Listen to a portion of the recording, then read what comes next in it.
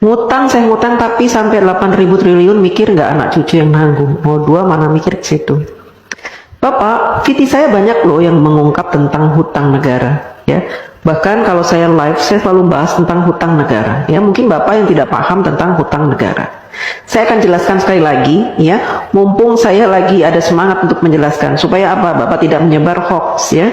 Bapak tidak berpikiran jahat terhadap pemerintah, ya. Supaya juga menambah pengetahuan Bapak tentang hutang negara.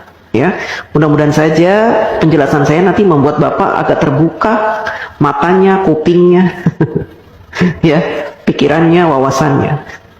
Jadi begini Pak, hutang negara, setiap negara ingin mengajukan hutang kepada IMF atau World Bank gitu ya, atau kepada negara-negara lain gitu ya, kepada negara-negara yang mau memberikan hutang, maka harus disepakati oleh wakil-wakil Bapak. Di mana? Di DPR RI. Ya.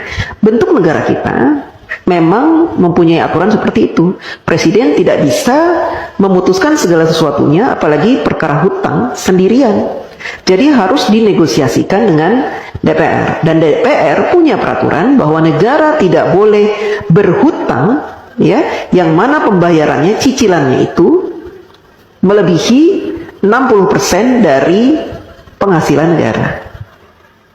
Ya, nah saat ini sejak Bapak Jokowi menjadi presiden, hutang negara kita itu tidak lebih dari 35%. Artinya jauh di bawah batas maksimal berhutang yang ditentukan oleh DPR RI, yaitu 60%. Artinya apa? Kita masih berada di ambang aman. Ya, dan saat ini Indonesia terkenal sebagai negara yang hutangnya sedikit. Dibanding dengan Jepang, Amerika yang sampai 200% dari PDB-nya, Jepang sampai 210%, kemudian negara-negara lain, ya, bahkan tetangga-tetangga kita, Singapura, hutangnya itu banyak Pak. Berbeda dengan kita, kita hutangnya sedikit. Beberapa tahun yang lalu Bapak Jokowi juga sudah melunasi hutang warisan sebanyak 7.000 triliun. Bapak heran kan dari mana uang 7.000 triliun itu? Kok Pak Jokowi bisa membayar? Karena Bapak Jokowi selama ini melakukan penghematan pengeluaran APBN. Dengan cara apa? Dengan cara tidak menggunakan APBN untuk pembangunan negara. Bapak Jokowi mensiasati pembangunan negara dari para investor, baik dalam maupun luar negeri. Sehingga APBN-nya utuh, tidak diutak-atik. APBN yang ada khusus digunakan untuk kepentingan rakyat seperti subsidi, kemudian bansos, BLT, PKH dan sebagainya itu Pak. Ya, Bapak harus tahu. Jadi kalau Bapak bilang hutangnya sampai 8.000 triliun itu, seandainya saat ini hutang kita 8.000 triliun itu sedikit Pak. Dibanding dengan PDB kita tuh sudah banyak sekali Pak. Itu jumlahnya cuma 35% dari penghasilan kita, penghasilan negara maksudnya. Ya Pak? Jadi masih di ambang batas wajar. Anak cucu kita nanggung. Tidak Pak, dulu juga gitu. Katanya Pak Harto berhutang banyak sampai 20.000 triliun, nanti anak cucu nanggung. Saya tidak merasa menanggung. Saya sudah dewasa, sudah besar, sudah tua, setua ini. Tidak pernah saya merasa menanggung beban hutang negara, tidak. Itu kan hanya kiasan-kiasan yang diberikan oleh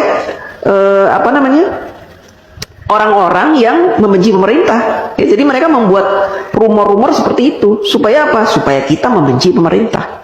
Kan gitu. Kita awam, orang awam, tidak pernah diberikan pemahaman tentang hutang negara. Sehingga yang ada di pikiran kita, hutang, negara berhutang, nanti anak cucu kita akan membayar. Tidak Pak.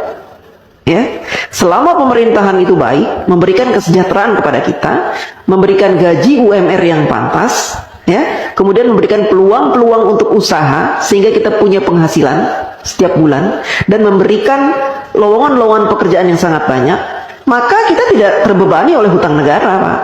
Ya, apalagi sekarang pemerintah sudah membuka banyak sekali lowongan dengan dibukanya smelter-smelter, proyek-proyek hilirisasi, itu akan membuka ratusan ribu lowongan pekerjaan Pak buat bangsa Indonesia, dan itu akan menjadi penghasilan yang akan dinikmati dan sehingga kita tidak dibebani oleh hutang itu. Hutang negara tidak dibebani Pak. Jadi Bapak jangan sok tahu, ya.